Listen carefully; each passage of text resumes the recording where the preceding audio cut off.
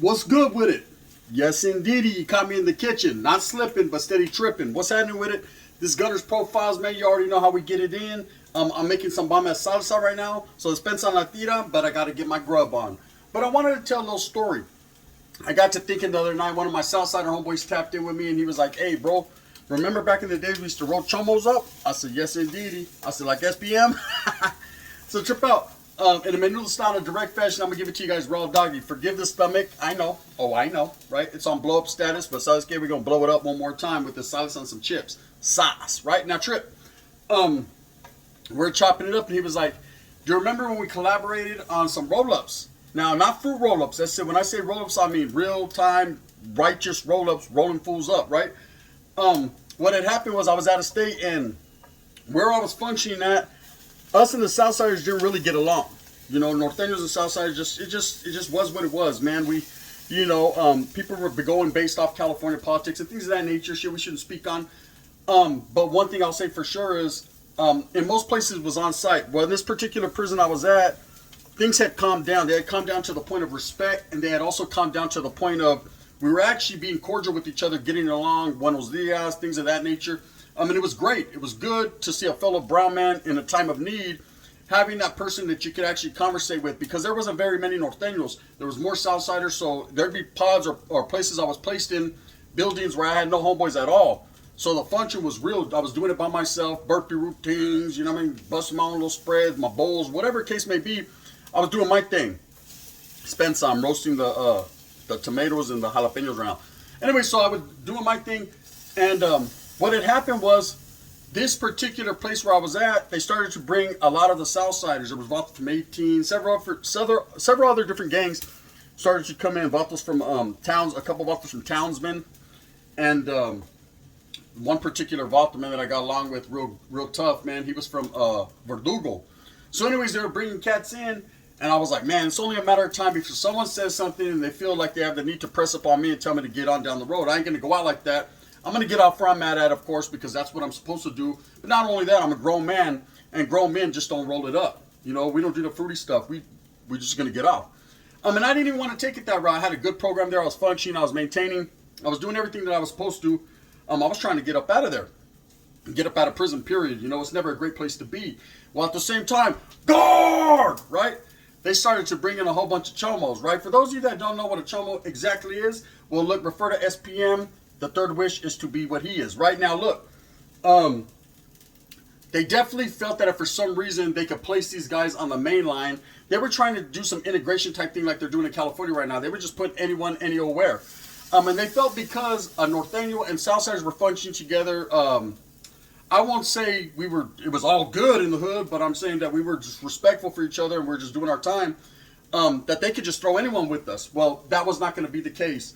One day I'm kicking back, and they had a little weight set up, right? It wasn't like old school weights, in California, the iron and all that. It was more cables and wires or whatever. And I remember I was getting my little curlization on. The curlization, yes, brother, there was a couple woods with me, brother. We were getting our curlization on, and we're sprinkling them in. And Southsiders approached me, and I said, okay, the time is now. Man, they got me with my heart pumping. I already know what that means. For those of you that don't know, you'll never know, and thank God you won't, right? But I jumped up quick, like, what's up, right? What's happening? Man, they're going to get me, right? Like, I'm tired, too. I just want to go back into my cell and eat a sopa. And what had happened was this. They approached me in a manner such as, hey, you see these vatos over there playing Dungeons and Dragons, sitting Indian style in the middle of the yard? I said, yeah. They said, them vatos over there are them things. I said, what do you mean them things? They said, Chomos. Okay, for those of you that don't know what that is, like, again, most people that are watching my channel already know what those are, right? They have unsavory cases. They're not in the right element when they hit that yarda, especially a general population yard that we were on.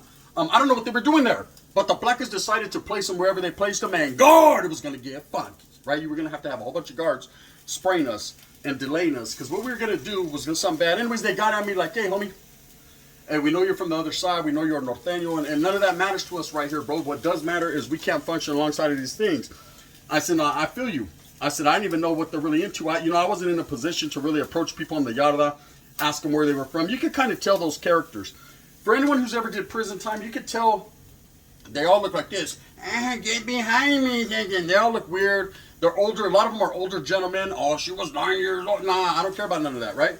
They always have an excuse why they did what they do, but they continue to do what they does.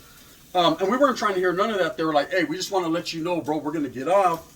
Where do you stand in all this? I said, beside you. You're brown, and it's up to me, and I'm willing to assist any Latin worthy of the cause, any minority worthy of the cause, anybody that's down to do something like that. Okay, where do I sign up, Bessie? You know what I mean? I know what I'm signing up for.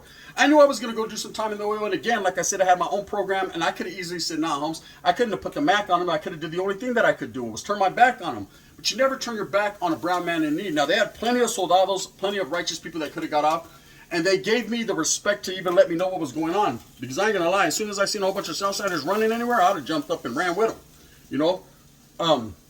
So what happened was this. The Vato from Verdugs, he got at me, he's like, hey, look, this we're going to get on, you know what I mean? You already know what it is. These Vatos got to go.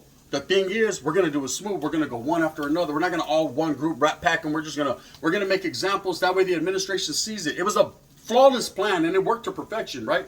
And he said, the reason we're going to do this is because if we just send all manpower at them, if we send all our people at them, then guess what happens? They just fucking leave them there, and we're all in the oil. And that's it. We didn't accomplish nothing. But if we go one after another, and every time they place these Vatos, and we don't let them sit for 24 hours, then they're going to know we mean business. You ready? Hike, right? It's like, yeah, boom, I'm the quarterback. You know what I mean? I'm trying to get my Dan Marino on. So, of course, me being the North Daniel and me being the way I was at that time, I'll go first. And the Vato goes, Charlie Holmes, I'm going to lead by example. I'm going to go first. You can go second. I said, well, I've always liked coming in the second. I like silver, right?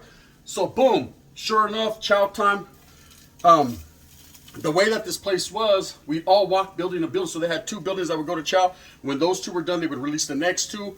Well, our building was the one that they decided to put all these weirdos at. Were the ones that we knew about. I'm sure they were on every other building as well. And it was up to them Vatos to do what they were going to do. But we were more concerned with what was going on in our building. I'm sure, because the Southsiders were deep, they were everywhere. I'm sure that they had got at all their homeboys to do the same thing, take the same approach that we were taking. Or maybe it was directed to them to do it like that. I don't know. I didn't ask too many questions. It was none of my business. All I knew is I was going to fight to live another day. And I agreed with it. You know, I don't like to program a function around those type of characters and cats because then it, you know, it's just very unbecoming. I've just never agreed with it. I've never, you know, I don't like them types of characters. Spencer, I just don't. SPM, I don't like you. Spencer, I don't like you. God, I said I don't like that cat. Now, we went to chow, and what we were going to do is we're going to let them get their belly full of their last meal.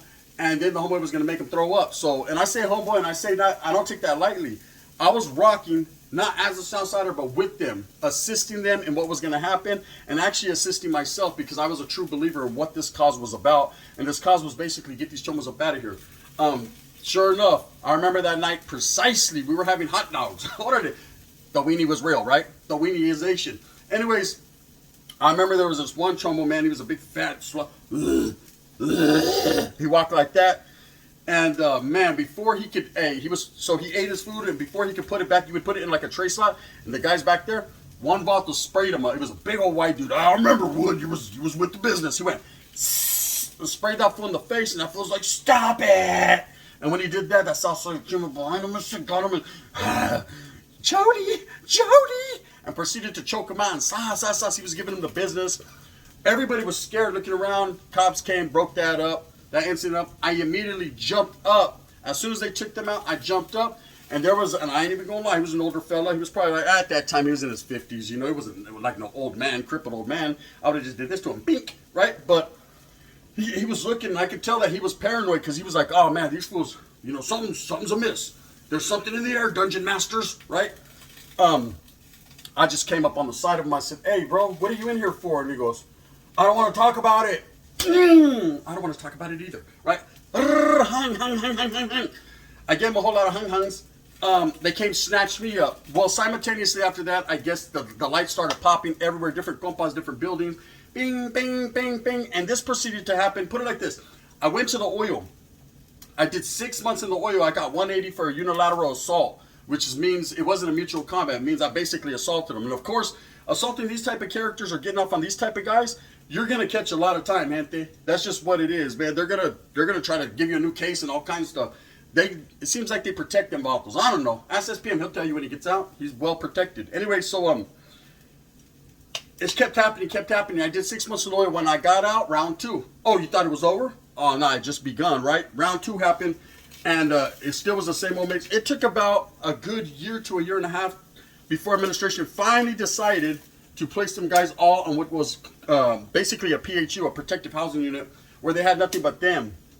And then it tightened up. The ship tightened up, man. Any vaulter that got in there that even looked like he could be capable of doing something like that, because they have a look. I know a lot of you like to believe that they don't, but they do, right? Just looking at SPM's eyes, you can see he's cockeyed, right? It's just they got to look. And definitely people were approached, but that was a time, man. And I remember going to the oil, and the embracement was real. I was getting packages sent to me, envelopes, toothpaste, you know what I mean? I don't know if it was dicked up, you know what I mean? But at the end of the day, I was happy to have a little piece of soap. I got treated like every other vato because I handled my business. When I got to different theaters, you know, I expected there'd be some, you know, because there was hardly any Northerners. I think I had two other homeboys. One came in and got out, and the other one, he was there deep in the dungeons of the oil for getting off with Southsiders. But every theater I went to, the Southsiders showed embracement and love and respect, and they were like, hey, you rocked with the homes, that's right. And I said, I mean, do I have a choice? Really? You know what I mean? I don't want to be on the other end of that boot. But it goes down like that. And that's one thing I can tell you about prisons.